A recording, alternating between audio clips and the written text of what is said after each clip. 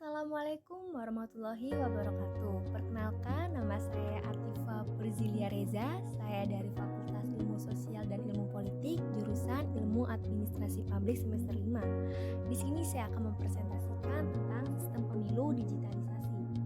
Yang pertama, konsep pemilihan umum. Pemilu merupakan salah satu sarana bagi rakyat untuk ikut aktif dalam proses politik, sehingga akan mencerminkan adanya prinsip dasar kehidupan kenegaraan yang demokratis. Menurut Jimmy SD, salah satu tujuan pemilu adalah untuk melaksanakan kedaulatan rakyat di lembaga perwakilan, sehingga mekanisme pengisian jabatan wakil-wakil rakyat seperti Dewan Perwakilan Rakyat, Dewan Perwakilan Daerah, dan Dewan Perwakilan Rakyat Daerah dilakukan melalui keterlibatan rakyat secara langsung dalam suatu proses pemilu.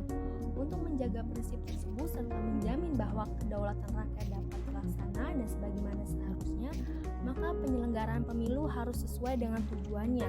Dalam pelaksanaan pemilihan umum terdapat asas-asas yang digunakan, diantaranya langsung, umum, bebas, rahasia, jujur, dan adil. Tujuan dan fungsi pemilihan umum. Pemilihan umum dianggap penting dalam proses kenegaraan. Setidaknya ada dua manfaat yang sekaligus sebagai tujuan atau sasaran langsung yang hendak dicapai dengan pelaksanaan pemilu, yaitu pembentukan atau pemupukan kekuasaan yang absah atau otoritas dan mencapai tingkat keterwakilan politik. Arbisanit menyimpulkan bahwa pemilu pada dasarnya memiliki 4 fungsi utama, yakni pertama, pembentukan legitimasi penguasaan dan pemerintah; kedua, pembentukan perwakilan politik rakyat; ketiga, sirkulasi elit penguasa; dan keempat, pendidikan politik. Oleh karena itu, pemilihan umum bertujuan untuk memungkinkan terjadinya peralihan pemerintahan secara aman dan tertib, melaksanakan kedaulatan rakyat, dan melaksanakan hak-hak asasi warga negara. Selanjutnya, pembahasan sistem pemilihan umum. Tahun 2024 mendatang mungkin akan menjadi tahun yang paling melelahkan bagi penyelenggaraan pemilu dan seluruh aktor politik. Penyelenggaraan pemilu nasional yang hampir berbarengan dengan pemilu lokal sudah pasti bakal menguras tenaga, pikiran, dan modal yang tidak sedikit. Walaupun tidak dilaksanakan bersamaan dalam satu hari, pelaksanaan pemilu dan pilkada serentak dalam tahun yang sama merupakan catatan sejarah baru bagi politik demokrasi di Indonesia. Komisi Pemilihan Umum atau KPU berencana untuk menyelenggarakan pemilu dan pilkada serentak di tahun 2024. Rencananya pemilihan presiden dan wakil presiden dan calon legislatif DPR, DPRD akan dihelat pada awal atau pertengahan tahun 2024. Sedangkan pemilihan gubernur, bupati, dan wali kota digelar pada akhir tahun 2024. KPU merancang agar pemilu diselenggarakan pada 21 Februari tahun 2024, sedangkan pilkada pada 27 November tahun 2024. Hal itu tentu menjadi tantangan besar bagi KPU selaku penyelenggaraan pemilu. Sebabnya KPU akan dihadapkan pada tantangan soal teknis pemilu, anggaran yang dikhawatirkan membengkak hingga tingkat partisipasi pemilih. Merujuk pada pengalaman pemilu di tahun 2019, secara kuantitatif KPU telah berhasil mendorong angka partisipasi yang lebih baik dibanding pemilu sebelumnya. Bahkan pada hajatan pilkada serentak di tahun 2020 yang dilaksanakan di tengah pandemi COVID-19, capaian angka partisipasinya tidak jauh berbeda ketika pemilihan dilaksanakan dalam situasi normal. Menyangkut biaya pemilu di tahun 2024, KPU telah mengkalkulasi bahwa total biaya yang dibutuhkan adalah 112 triliun lebih, dengan rincian 86 triliun untuk pemilu nasional dan 26,6 triliun untuk pemilu lokal. Sungguh sebuah proyeksi angka proyek demokrasi yang fantastis jika sepintas dilihat dari perspektif masyarakat awam. Namun jika dilihat dalam perspektif proses seperti yang pernah dikemukakan oleh Profesor Ramlan Subakti, maka angka tersebut cukup wajar mengingat pemilu tidak lain adalah proses mobilisasi warga negara dan logistik dalam skala paling besar. Tercatat dalam pemilu serentak di tahun 2019 sebanyak 192 juta orang terdaftar dalam DPT dan kurang lebih 9 juta orang petugas lapangan terlibat dalam penyelenggaraan pemilu. Tidak hanya manusia saja yang dimobilisasi oleh penyelenggara, melainkan juga berbagai perlengkapan pemilihan yang harus didistribusi ke seluruh pelosok negeri. Digitalisasi pemilihan umum. Menggelar pemilu yang berkualitas sudah pasti memerlukan waktu yang cukup guna mempersiapkan segalanya dengan presisi. Apalagi tantangan penyelenggaraan pemilu mendatang berada pada level yang berbeda. Selain menggelar pemilu nasional dan lokal pada tahun yang sama, penyelenggaraan juga berpotensi dilaksanakan di tengah pandemi COVID-19. Di masa pandemi COVID-19 ini, teknologi pun semakin berkembang dengan pesat. Digitalisasi pemilu adalah keniscayaan. Teknologi internet dibutuhkan untuk digitalisasi pemilu. Dengan digitalisasi, hasil pemilu bisa terdokumentasi dengan baik, transparan, mudah diakses publik, dan menjadi bahan kajian dan riset. Perkembangan teknologi informasi saat ini sangat membantu dalam melakukan digitalisasi.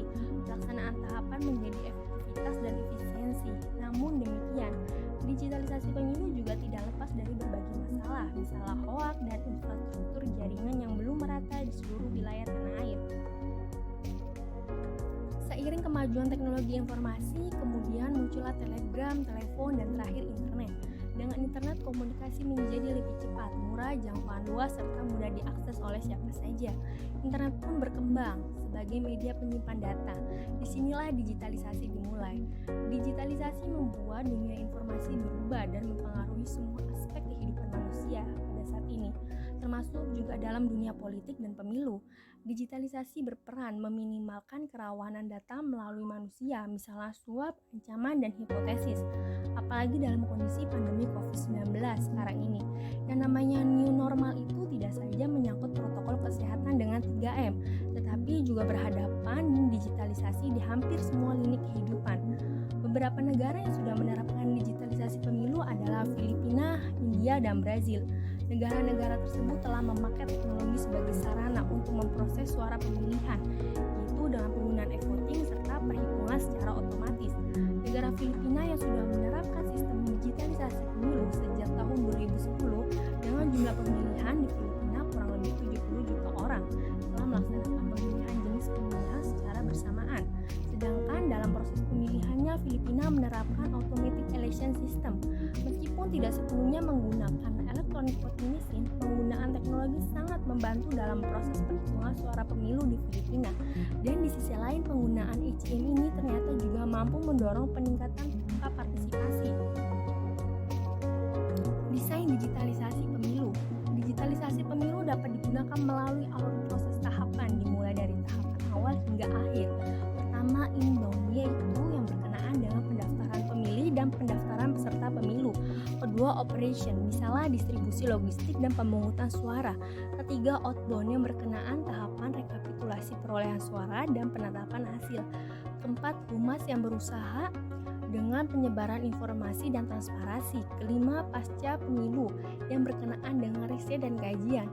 Selain alur proses tersebut, juga masih dibutuhkan aktivitas pendukung lainnya, misalnya layanan dan administrasi umum, sumber daya manusia, keuangan dan akuntansi, serta teknologi infrastruktur.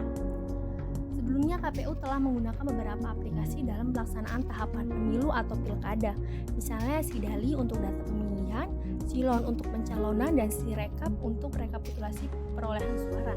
Digitalisasi pemilu berbeda dengan e-voting. Terjadinya masalah bukan pada pemungutan suara, tetapi pada rekapitulasi perolehan suara, sebagaimana ditemukan oleh beberapa pihak terkait bahwa pemilu pada tahapan itu sering terjadi manipulasi suara. Kesimpulan dari presentasi ini adalah Indonesia sebelumnya sudah pernah menyelenggarakan proses pemilihan di masa pandemi COVID-19. Protokol kesehatan menjadi syarat utama untuk melaksanakan proses pemilihan. Selain itu, partai politik juga melakukan kampanye melalui media sosial dan media daring. Di tahun 2024, pemilu dan pilkada diselenggarakan secara bersamaan.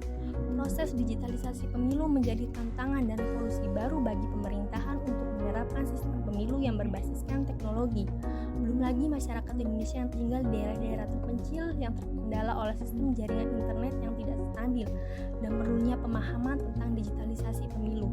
Maka sumber daya manusia sangatlah berperan penting di sini untuk mensosialisasikan digitalisasi pemilu. Sekian presentasi dari saya, kurang lebihnya saya mohon maaf. Wassalamualaikum warahmatullahi wabarakatuh.